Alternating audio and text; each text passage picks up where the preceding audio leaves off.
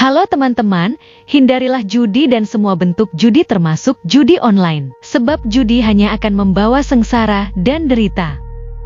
Jika kalian melihat komentar spam bot seperti ini, mohon bantuannya untuk melaporkan komentar ini dengan cara seperti ini.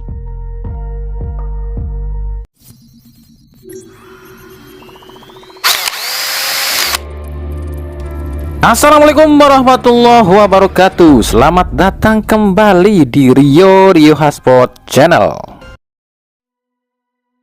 Oke, kita mulai aja ya. Nah, buat yang minta kami bahas berbagai macam, ini kan banyak banget nih yang DM kami, Bang minta bahas Bang minta bahas ini. Maaf lo ya, bukan kami nggak mau bahas permintaan kalian yang udah DM atau masuk ke media kami ya gitu kan. Cuma gini, nggak semua hal bisa kami bahas. Ya kami ngebahas itu mungkin yang bisa dibilang banyak yang nggak paham dengan hal-hal tersebut baru kami bahas. Tapi kalau memang kejadiannya udah kelihatan banget gitu kan, ya nggak perlu dijelasin lagi. Seperti yang kami bilang lah ya, penonton channel Rio Hotspot ini udah naik level lah soal kemampuan berpikirnya. Nggak kudu dijelasin panjang lebar, seharusnya ya kalian udah paham ya. Karena ya kalau yang memang teliti menonton video kami, ya biasanya otaknya udah upgrade, kecuali dia cuma komen doang tapi nggak pernah nonton. Banyak sih yang minta kami bahas soal kemarin tuh, apa katanya si siapa strikernya Persija itu, si Gustavo Almeida katanya ngeplak si Julio Cesar katanya. Ya itu udah kelihatan kok, ngapain dibahas lagi gitu kan. Ya udah sih, kalau udah kelihatan gak usah dibahas lagi lah ya. Nah, contoh juga yang minta kami bahas soal pernyataan pelatihnya Persija yang bilang pertandingan lawan Persib itu pertandingan yang buruk. Atau mungkin secara tidak langsung strategi Sousa ini bilang strategi Boyan Hodak ini, ya Hodak ini minim taktik katanya, cuma bisa parkir bus atau bertahan, alias taktik Hodak ini jelek katanya. Nah sama nih, untuk yang satu ini pun sebenarnya kami nggak perlu jelasin lagi lah ya, karena kalian semua juga udah tahu lah ya. Tahu apa Bang? Tahu kalau Hodak ini taktiknya jelek? Bukan gitu. Maksud kami, kalian juga harusnya udah tahu lah ya, siapa yang lebih banyak gelarnya, siapa yang lebih banyak trofinya, Boyan Hodak apa Mauricio Sousa. Hodak 9 trofi, sementara Sousa 1 trofi. Artinya apa ketua? Ya artinya ya udah gitu aja, nggak usah dijelasin lagi. Kalau taktik Hodak jelek, ya nggak mungkin dong dapat 9 trofi. Ya gitu aja kok repot. Ya Mauricio Sousa bilang kayak gitu karena kan timnya kalah. Coba kalau timnya menang, nggak bakalan dia ngomong kayak gitu. Ya gitu aja secara simpelnya. Udah ya, pertandingan ini nggak usah dibahas lagi lah ya. Pertandingannya juga udah lewat. Kita bahas yang lain aja.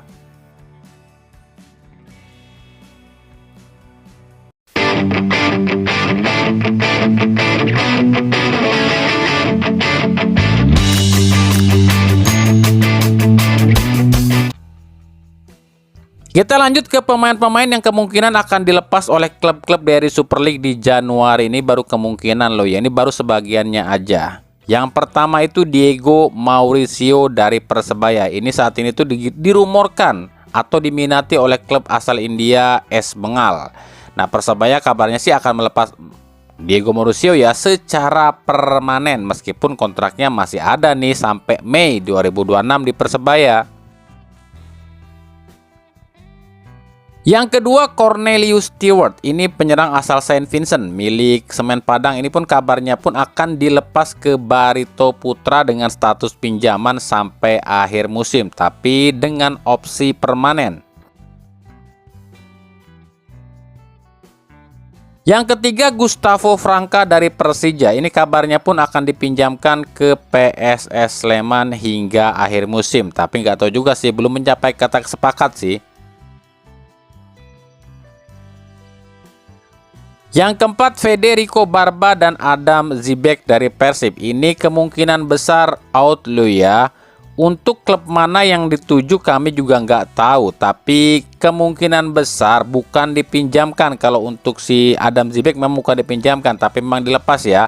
Nah kalau untuk Barba kemungkinan memang mengakhiri kerjasama di Persib, ya ditunggu aja kalau ini mah.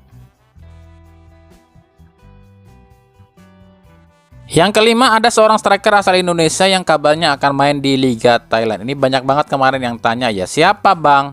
Kami belum tahu ya. Cuma kalau info yang kemarin rame sih, ada beberapa pemain atau striker Indonesia yang memang dibidik oleh klub di Liga Thailand. Seperti Hoki Caraka, Ramadan Sananta, Ole Romeni, Rafael Strike, dan Mauro Zylstra. Ya mungkin saja di antara pemain-pemain ini yang dibidik atau mungkin akan bermain di Liga Thailand. Tapi kan nggak menutup kemungkinan ada striker-striker lain di Indonesia. Ya kita lihat nanti aja kalau ini.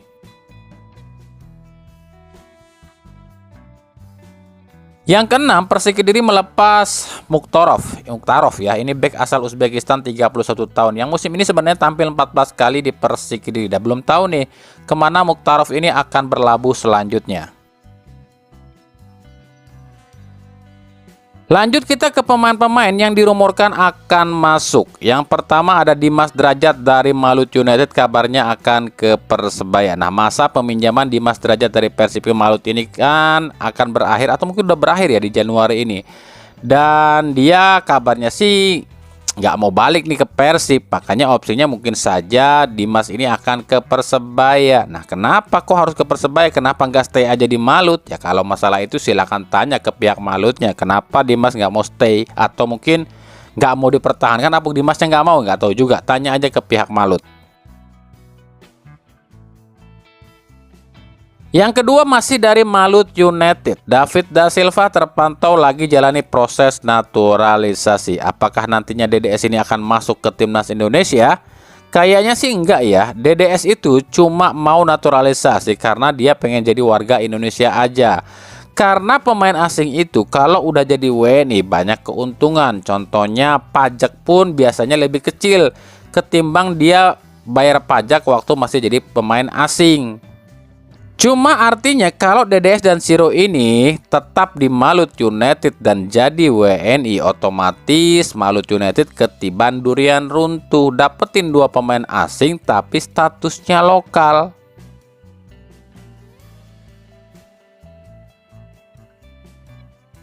Yang ketiga dari Arema ada nama Gabriel Silva. Ini winger asal Brazil, 28 tahun, 170 cm dengan harga 3,91 miliar rupiah. Ini lagi dirumorin ke Arema nih. Musim lalu dia main di Liga Kamboja nih bersama Sphyrien. Tampil 11 kali, cetak 3 gol dan 1 assist. Nah, statusnya saat ini tanpa klub.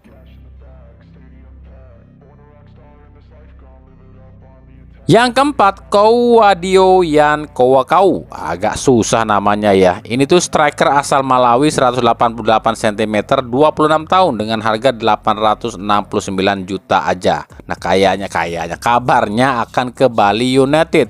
Saat ini dia ini tanpa klub. Klub terakhirnya adalah Point FC di Gibraltar.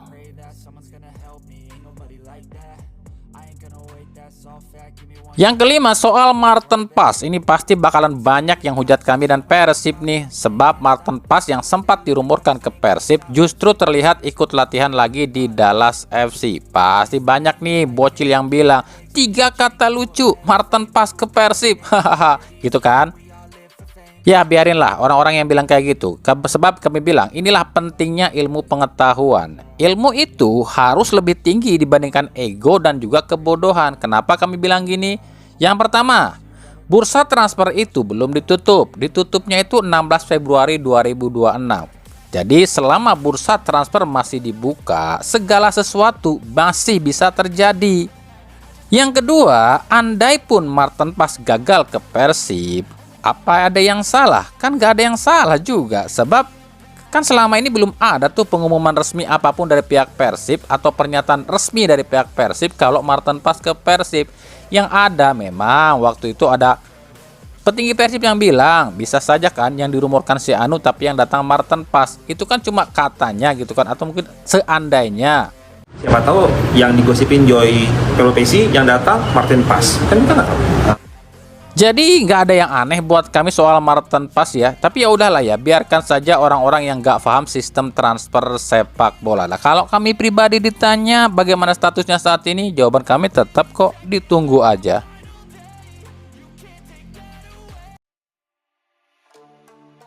Oke, lanjut kita bahas sedikit nih pernyataan dari John Hadman saat perkenalan ya. Di wawancara itu dia bilang, "Bagi saya, tekanan adalah sebuah hak yang istimewa. Saat Anda memimpin sebuah tim, Anda memikul harapan seluruh bangsa di pundak Anda. Beban itu bisa jadi kutukan atau hadiah dan kami akan mengubahnya menjadi hadiah bagi kita semua." Itu kata John Hadman.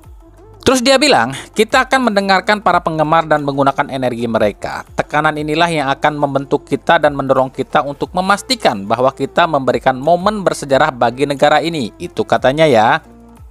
Gimana ya? Ntar dulu nih, ini yang ngomong asli John Hadman-nya atau cuma teks ya? Teks yang dibaca atau skenario yang ditulis? Gimana ya? Tekanan ya? Emang kapan supporter timnas neken pelatih timnas? Kayaknya cuma Kluivert doang deh yang ditekan. Wajar kalau Kluivert ditekan, karena kan masalahnya Kluivert ini meneruskan apa yang sudah diteruskan, yang udah dibuat oleh Sintayong. Dengan segudang prestasi yang dibikin oleh Sintayong, wajar dong kalau supporter timnas neken Kluivert harus lebih baik dari Sintayong. Tapi selebihnya kayaknya nggak pernah deh supporter timnas neken pelatih, kecuali memang PSSI yang ditekan sama supporter. Kenapa? Karena kesalahannya mengambil pelatih asal-asalan. Kalau kita mah ya supporter timnas kayaknya belum pernah ada tuh yang neken John Hadman. Ayo, ada yang nyuruh ngomong kayak gitu ya coach? Terus dia bilang kita akan dengerin para penggemar. Ada, buat kami ini lagu lama deh. Dulu waktu pertama kali terpilih jadi ketum aja, ada yang bilang gini, kita ini bukan anti kritik. Faktanya apa? Tiap ada yang kritik langsung disomasi.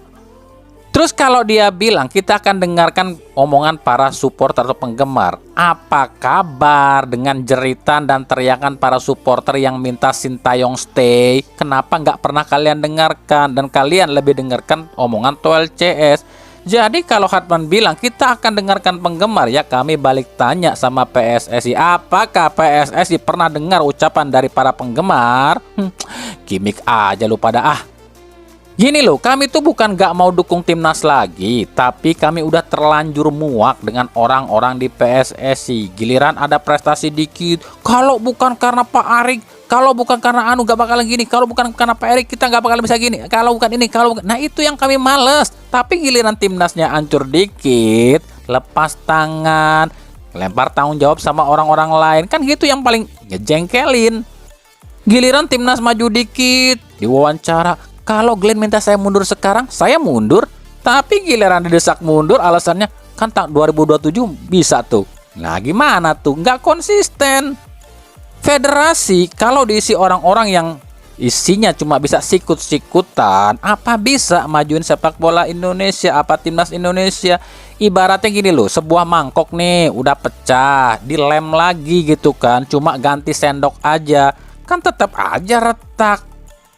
Terus apa yang kami mau buat PSSI dan timnas sekarang? Simple. Si Asroda ini keluar dulu dari PSSI. Ribet kalau orang ini masih ada di situ.